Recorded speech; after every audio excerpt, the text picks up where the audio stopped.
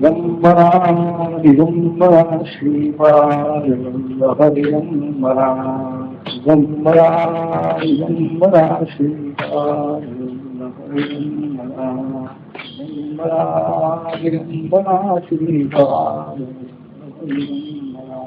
फार महत्वाचा आहे.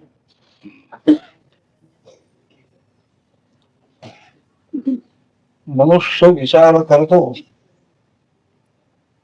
परंतु सर्वही विचार त्याला करण्याची शक्ती नाही आहे. बुद्धी आहे, परंतु विश्व कसं चालू आहे, शरीरामध्ये कोणी जीवात्मा म्हणून आहे किंवा नाही, देह असेपर्यंत तो तिथं कसा राहतो, देह पडल्यानंतर तो कुठं जातो, त्याची एकंदर काय गती आहे, हा विचार हा मानवाच्या बुद्धीच्या पलीकडचा आहे. सर्वच गोष्टी काही बुद्धीनं कळून येत नाही. चंद्रलोकावर आणखी शास्त्रज्ञ गेले, पण केवळ बुद्धीनं नाही, तेही एक शास्त्र त्यांनी मानले. गणितशास्त्र जे आहे, त्या गणितशास्त्राने एकंदर आकाश म्हणा, भूमी म्हणा, जल वगैरे याचा त्यांनी अंदाज घेतला. बुद्धीचं सहाय्य, पण शास्त्र त्यांनी सहाय्याला घेतलेलं. तेव्हा शास्त्र आणि बुद्धी या दोन्हीच्या बलावरती आकाशमंडलामध्ये ते फिरू शकतात. अनेक शोध लावलेले आहेत. त्याचप्रमाणे हेही एक शास्त्र आहे. जीवात्मा हा शरीरामध्ये वेगळा आहे, तो दिसत नाही. अनुभव येतो तसा त्याला, मी सुखी आहे, मी दुःखी आहे, असा ज्याचा त्याला अहम अहम म्हणून एक अनुभव येत असतो. परंतु तो अहम म्हणजे मी शरीरच मानायचं का शरीरापेक्षा निराळा कोणीतरी मानायचा, हा निर्णय आपण घेऊ शकत नाही. बुद्धी ज्या वेळेला निर्दोष होईल, शुद्ध होईल, चित्त बुद्धी मन, त्या मनाने हे सर्व नंतर कळू शकत. म्हणून मनाची पूर्ण तयारी करावी लागते. शरीरामध्ये काहीतरी रोग असेपर्यंत शरीराकडून शक्तीची कामं होणार नाही. परंतु शरीराकडून शक्तीची कामं कधीच होणार नाहीत असं. रोग दूर झाला, चांगली शक्तीची औषधं घेतली गेली म्हणजे शरीर समर्थ होतो. कितीही चालून चला, कितीही उंच चढण्याची तयारी त्याच शरीरामध्ये निर्माण होते. त्याप्रमाणे मन किंवा बुद्धी, त्या बुद्धीनं हे सर्व कळू शकतं. योगशास्त्र जे आहे, योगशास्त्र हे या प्रकार. आणि कर्म विभाग हा जो त्यांनी सांगितलेला आहे, कर्माचं फळ सुख किंवा दुःख, दोन प्रकारची कर्म आहेत. पापकर्म, पुण्यकर्म आणि संमिश्र कर्म, तिसराही एक विभाग आहे. अनिष्टम इष्टम मिश्रंच त्रिविधं कर्मण फलम, भगवान सांगतात. तर हे कर्माचं फळ आहे, विश्व म्हणजे कर्माचं फळ आहे, असा सिद्धांत धर्मशास्त्रामध्ये मांडलेला आहे. आणि बाकीच्याही शास्त्रकारांनी त्याला संमती दिली. जीव वेगळा आहे हा एक मूळ सिद्धांत आहे. शरीर हे त्याचं राहण्याचं स्थान आहे. सुखदुःखाचा अनुभव घेण्याचं स्थान म्हणजे शरीर आहे. शरीर म्हणजे आत्मा नाही आहे. हे प्रथम गीतेमध्ये सांगितलं भगवंताने. वासांसी जीर्णानि यथा विहाय नवानि गृह्णातु नरोपराणि तथा शरीराणि विहाय जीर्णानि अन्यानि संयाति नवानि देहि. प्रथम सिद्धांत सांगितला. शरीर म्हणजे जीवात्मा नाही. शरीरापेक्षा जीवात्मा शरीरी निराळा आहे. ही प्रथम आणखी समजेल त्याची आणि तो अविनाशी आहे. शरीरात राहणारा जीवात्मा याचा नाश कधीही होत नाही. अच्छेद्योयम अदाह्यव्यम वगैरे वगैरे म्हणजे नाश नाही जीवात्म्याला आणि तो शरीरापेक्षा वेगळा आहे. हे युक्तिवादाने बुद्धीने ठरवता येत. अनेक जे काही शास्त्रकार आहेत, आस्तिक आणि नास्तिक दोन प्रकारचे दर्शनकार आहेत. बौद्ध जैन वगैरे जे आहेत यांनी आत्मा निराळा मानला. जे शरीरात्मवादी फक्त एक चारवाक आहे. शरीरापेक्षा पलीकडं काहीही नाही. दिसणार शरीर यालाच तुम्ही जीवात्मा माना आणि सुखाचा उपभोग घ्या. शरीर आत्मा मानल्यानंतर शरीराला सुखी ठेवण्याकरता पाप पुण्याचा विचार करण्याची आवश्यकता नाही. शरीर किती राहणार आहे, आयुष्य त्याचं ठरलेलं आहे. तेव्हा शरीर असेपर्यंत आणखी आपण सुखी व्हायचं. शरीर म्हणजे जीवात या आणखी असा जर बुद्धीचा समज झालेला असेल शरीरात्मवाद, तर त्याच्यामध्ये पुण्य पापाचा विचार नाही. काहीही झालं, काही केलं तरी आपण सुखी होण्याचा प्रयत्न करायचा.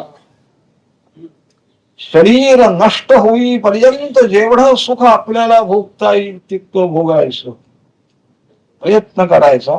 एवढंच त्यांचं तत्वज्ञान आहे. परंतु शरीराच्या पलीकडं काहीतरी एक आहे. हे शरीर जरी पडलं तरी पुन्हा दुसरं शरीर या जीवात्म्याला मिळतं, घ्यावं लागतं त्याला. आणि त्याला कारण म्हणजे त्याची जी काही कर्म पुण्य पापात्मक झालेली असती ते कारण आहे. त्याचं फल देणारा एक ईश्वर वेगळा आहे, ही त्याच्या पुढचा विचार आहे.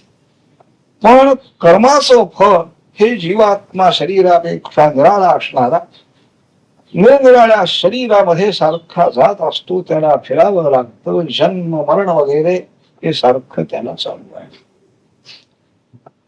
हा मुख्य सिद्धांत सगळ्याही उपनिषदामध्ये वर्णन केलेला आहे. भगवद्गीतेमध्ये भगवंतांनी मांडलेला आहे आणि नंतर गीतेचा उपदेश झालेला. शरीरात्मवाद घेतल्यानंतर गीता नको, भागवत नको, गुरुचरित्र नको, काही नको. कशाला पाहिजे? खावं प्यावं आनंदात राहावं सगळं एवढंच तत्वज्ञान आहे. सुख म्हणजे आपल्या बुद्धीला आपल्या मनाला जसं वाटतं तसं वागावं म्हणजे आपण सुखी. कोणाचाही निर्बंध मानण्याची आवश्यकता नाही. इतकंच तत्वज्ञान आहे. त्याला काही ऐकायला नको, वाचायला नको, काय. तर हा जो विचार आहे कर्म विभाग शास्त्र, कर्म आणि त्याचं फल सुख दुःख ते जीवात्मा भोगत असतो. आणि ते सुख दुःख भोगण्याकरता निरनिराळी शरीर त्याला घ्यावी लागतात. 84 लक्ष योनी आहेत असं म्हणतात. 84 लक्ष शरीर आहे. इतक्या शरीरातून त्याला फिरायचं आहे. मनुष्य शरीर त्यापैकी एक शरीर. बाकी सगळी शरीर काही चांगली शरीर आहेत, देव गंधर्व वगैरे स्वर्गलोकामध्ये असणारी, की ज्या शरीरात राहणारा जीवात्मा त्याला जास्ती सुखोपभोग मिळू शकतो. तर अशा प्रकारची अनेक शरीर, त्या शरीरात मला राहायचं नाही असं जीवाला म्हणता येत नाही. राहावं जरा. शरीराचा संबंध मला नको आणि असं मानून जर शरीराचा संबंध सोडता आला तर कितीतरी आनंद आहे. सगळे दुःख जाऊ शकतात. निरनिराळी व्यसनं जी लागतात, आपली दुःख दूर व्हावी म्हणजे दुःख विसरावी, दुःख दूर हो, दुःख विसरण्याकरता मनुष्य मद्यपानाधिक व्यसनामध्ये सापडतो. एवढ्या पुरतं शरीराचा संबंध त्याचा सुटलेला आहे. शरीराचा संबंध सुटल्याबरोबर त्याला वाटतं की मी सुखी आहे, म्हणजे दुःख गेली असं वाटतं. तो शरीर संबंध सुटणं हे चांगलं आहे, परंतु शरीराचा संबंध पूर्ण सुटणं अतिशय कठीण. कारण जोपर्यंत कर्म आहे तोपर्यंत त्याचं फल म्हणजे सुख दुःख भोगावं लागतं. सुख दुःख भोगायचं म्हणजे शरीर पाहिजे, इंद्रिय पाहिजे, मन बुद्धी वगैरे सगळी साधनं पाहिजे. ही सगळी साधन आहे, तीही कर्माचं फल म्हणून आलेली असतात. आणि त्याच्या ठिकाणी हा जीवात्मा आपल्या कर्माचं पाप पुण्याचं फल हे भोगतो आहे. हा एक मोठा महत्वाचा सिद्धांत आहे. नुसतं शब्द प्रमाण आहे असं नाही, युक्ती नाही हे सिद्ध करता येत. तर्काने सुद्धा हे सगळे सिद्धांत आणखी सिद्ध होणारे आहे. आणि अनुभव आहे त्याचा अनुभव. इथं आता अनुभवाची गोष्ट, स्वतःला येणारा अनुभव हा तरी खरा मानायचा की नाही. डोळ्यांनी दिसो अगर मी दिसो, मागचा जन्म आम्हाला डोळ्यांनी दिसत नाही, पुढचा जन्म कोणसा येणार तो दिसत नाही, म्हणून जन्मच नाही असं म्हणायचं तिला. दिसत नाही म्हणून नाही, ही एक प्राथमिक भूमिका आहे. सामान्य लहान मुलगा सुद्धा असं म्हणतो मला दिसत नाही वा काही नाही. असं लहान मुलांनी म्हटल्याप्रमाणेच आम्ही जर म्हणायला लागलो मोठी माणसं विचारी आहोत, आम्ही बुद्धिमान आहोत असं समजणारी माणसं, केवळ डोळ्याने दिसत नाही म्हणून जीव नाही, काही नाही, देह तेवढा दिसतो त्याच्याबद्दल विचार करायचा, असं हे जे लहान मुलाची बुद्धी आणि ही बुद्धिमान समजणाऱ्यांची बुद्धी एकच म्हणावी. म्हणून काहीतरी जिज्ञासा पाहिजे. दिसत नाही हे खरं आहे, परंतु त्याचं अस्तित्व हे मानायला पाहिजे किंवा नाही याबद्दल विचार बुद्धीचं सहाय्य घ्यायचं. विचार करून आणि त्याप्रमाणे त्याचं अस्तित्व मान्य करायचं. तो जीवात्मा कसा आहे हे सुद्धा समजून येणं शक्य आहे, त्याकरता ही साधनं सांगितली. तर याप्रमाणे अनुभव जो म्हणतात, प्रत्यक्ष आम्हाला येणारा अनुभव, त्या अनुभवाच्या विरुद्ध कोणीही जाऊ शकत. मला हे दिसत आहे त्याप्रमाणे ते नाही कसं म्हणणार. तशी गोष्ट ही जी आता कुरुक्षेत्रामध्ये कथा झालेली आहे, दोन विद्वान ब्राह्मण नुसते शिकलेले, विद्वान याचा अर्थ ज्ञान आहे, शाब्दिक ज्ञान आहे, त्या ज्ञानाचा बुद्धीमध्ये काहीही परिणाम झालेला नाही. उत्तम ज्ञान आहे, उत्तम वक्तृत्व आहे, लोकांना आणखी सांगण्याची वक्तृत्व कला आहे, हे सगळं आहे. परंतु स्वतःच्या बुद्धीवर त्याचा काही परिणाम नाही. उलट परिणाम असा आहे की अहंकार वाढत चालले आहे. नवलू अहंकाराची मोठी ज्ञानेश्वर महाराज म्हणतात, विशेष नरगे अज्ञाना पाठी, सज्ञानाचे सोडवी कंठी नाना संकटी असे. अहंकार जो आहे हा इतका विलक्षण शत्रू आहे की अज्ञानी माणसाच्या पाठीमागे तो लागत. अज्ञानी माणसाला अहंकार कमी असतो, पण जितकं जितकं ज्ञान आणखी व्यावहारिक मिळवलं जातं त्याला मी मोठा आहे, मला सगळं समजतं आहे, मला कोणीही सांगून उपयोग नाही, माझ्या बुद्धीने मी सगळं ठरवू शकतो, असा अहंकार ज्ञान जितकं वाढत जाईल तितका तो वाढत राहतो आणि त्यामुळे त्याला अनेक संकटामध्ये पडावं.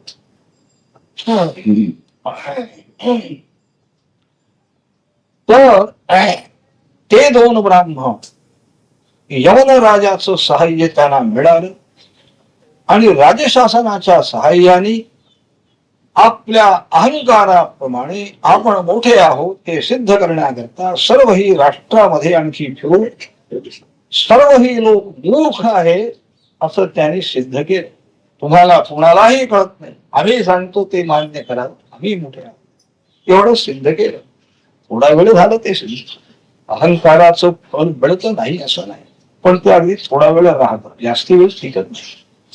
पण काही वेळ तरी त्यांचा आणखी उदो झाला. मिरवणुका निघाल्या, काढाव्या लागल्या त्यांच्या मिरवणुका, कारण वादविवाद झाल्यानंतर लोकांना वाटलं तुम्ही तरी मोठे आहे असं वाटायचं. त्याप्रमाणे झालं आणि शेवटी या त्रिविक्रम भारतीची गाठ पडल्यानंतर त्यांना महाराजांच्याकडे आणलं आणि गाणगापूर महाराजांनी त्यांना आरंभाला सर्व ही वेदासंबंधी किती अनंत वेद आहे याची थोडीशी कल्पना करून दिली.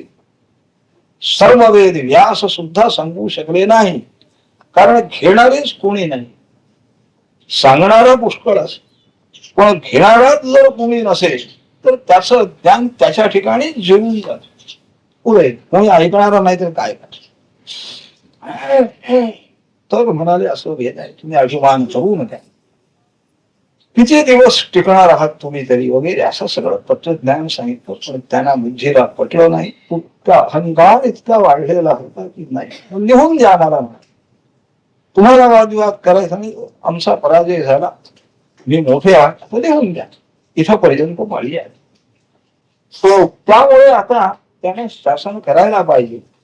म्हणून महाराजांनी रस्त्याने जाणाऱ्या एका हरिजनाला बोलावलं आणि दंडाने आपल्या 7 रेघा काढलेल्या आहे आणि त्याला एक एक मागच्या जन्माचं स्मरण त्याला करू दिलं.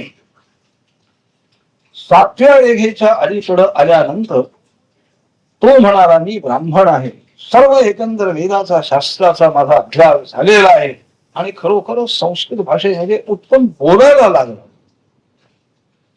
ज्याला संस्कृत शब्दाची सुद्धा ओळख नाही तो बोलतो आहे आणि तो स्वतः समजतो आहे, सांगतो आहे की मी ब्राह्मण. हा अनुभव आहे. जीवात्मा वेगळा आहे किंवा नाही याच्याबद्दल नुसते आमच्या बुद्धीने आपण तर्क करतो.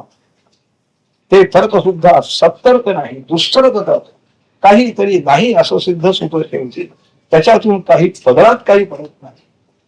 शिवाजी राजे आणखी समर्थ रामदास स्वामी यांची भेट झाली की नाही विचार करता करता शेवटी भेट झालीच नाही. इतिहास सगळा पुरावा आहे. त्याच्या विरुद्ध बुद्धीनं काय निर्णय दिला, भेट झाली. कालिदास केव्हा झाला किंवा झाला की नाही, शेवटी कालिदास झालाच नाही. रामरावणांचं युद्ध झालं असं नाही, भारतीय युद्ध झालं असं नाही. हे सगळे बुद्धीचे निर्णय बाहेर पडायला लागले आणि पुन्हा ते बरोबर आहे. वाचणारे वाचतात. वा केवढं संशोधन, संशोधन हे नाव. संशोधन कसं म्हणायचं, काय म्हणायचं, काही मोठा प्रश्न. तर त्याचा त्या मनुष्याला अनुभव आलेला आहे. मी ब्राह्मण आहे आणि मी मोठा ज्ञानी आहे असं तो सांगतो आहे. नुसतं सांगितलं नाही त्यांनी. त्याप्रमाणे ते जे सगळ्या राष्ट्रामध्ये ठेवून सर्वही लोकांचा, ज्ञानी माणसांचा ज्याने अपमान केला होता, तुम्हाला काही कळत नाही, ज्ञान तुम्हाला नाही, आम्ही जेवढे ज्ञानी आहोत असं समजणारे जे मोठे म्हणून असले जेव्हा राजाचं त्यांना सहाय्य होतं, त्यांना सुद्धा आणखी त्यांनी गप बसविलेले. शेवटी त्यांचं प्रणव झालं, ते ब्रह्मराष्ट्र झाले ही कथा. तर हा त्याचा अनुभव त्याला नाही कसे म्हणे. मी आता या वेळेला ब्राह्मण आहे 7व्या भूमिकेवरती, म्हणजे 7व्या जन्माची जी भूमिका आहे त्या भूमिकेपर्यंत तो गेलेला आहे. देह मात्र आजचा आहे, पण मागच्या 7व्या जन्माचं त्याला स्मरण झालेलं आहे. ही विशिष्ट शक्ती आहे. ही शक्ती जीवाची नाही आहे. आम्ही स्मरण करू, स्मरणाचा अभ्यास केला तरी सुद्धा स्मरणशक्ती इतकी वाढीत आहे. मृत्यू म्हणून ज्याला म्हणतात, मृत्यूची व्याख्या मृत्यू अत्यंत विस्मृती. माझं माझं म्हणून करून जे जमिलेलं आहे, जितकी संपत्ती म्हणा, क्षेत्र म्हणा, वित्त म्हणा, काय असेल ते सगळं, स्वतःच शरीर, हे सगळं विसरून जाणं म्हणजे मरण. पुन्हा काही याची आठवण येणार म्हणजे सर्वांना विसरून जाणं म्हणजे मृत्यू ज्याला आलेला आहे त्याला यांचे स्मरण राहील कसं. तेव्हा हे तर 7व्या जन्मामध्ये जाऊन पोहोचलेलं आहे. अमुक जन्मामध्ये मी अमुक होतो, इतकी स्मरणशक्ती त्याची जी विकसित झालेली आहे ती कशी झाली? योग प्रभाव आहे. योगी पुरुष स्वतः जर त्यांच्याजवळ ते ज्ञान असतं, पण दुसऱ्याला सुद्धा आणि तसं ज्ञान ते देऊ शकत. भारतीय युद्ध आणखी सुरू झालेलं आहे. धृतराष्ट्राला ती माहिती पाहिजे. भारतीय युद्ध कोणाचं झालं, कसं कसं झालं, सगळं त्याला ऐकायचं होतं. त्याला दिसत असतं तर तो कुठंतरी जाऊन बसलाही असता रणांगणातून सामान्यतः. पण बसला असला तरी कोणाची लढाई झाली, इतकं सैन्य अपार पसरलेलं आहे, तिथं कोण कोण